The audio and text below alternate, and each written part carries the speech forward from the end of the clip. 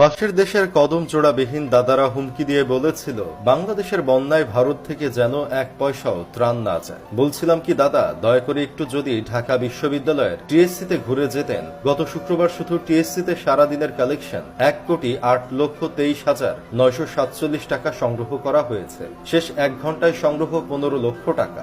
বিকেলের ঝালমুড়ি আর ফুচকা যাদের মিস হয় না, বাসে হাফ ভাড়ার জন্য যারা তর্ক জুড়ে দেয়, সেই ছাত্রছাত্রীরা আজ তাদের পুরো মাসের হাত খরচটা অবদিলায় দিয়ে দিচ্ছে টিএসসির ত্রাণ তহবিলে। টিএসসিতে গাড়ির লাইন লেগে গেছে। প্রত্যেকটা গাড়ি ভর্তি ব্যক্তিগত উদ্যোগে সংগ্রহ করা ত্রাণ। এত মানুষ ত্রাণ দিতে এসেছে যে ভলেন্টিয়াররা রীতিমতো হিমশিম খাচ্ছে ত্রাণ নিতে। ছোট ছোট বাচ্চারা তাদের অল্প অল্প করে জমানো সব টাকা দান করে দিচ্ছে টিএসসির ত্রাণ তহবিলে। আমাদের বাকি যত অর্গানাইজেশন আছে, সেলিব্রিটি ফান্ড কালেকশন, ব্যক্তিগত ফান্ড কালেকশন আছে, এসব বাদই দিলাম। আর সুন্নাহ ফাউন্ডেশনের কালেকশনের কথা শুনলে আপনাদের কদম জোড়া তো কান্দে উঠে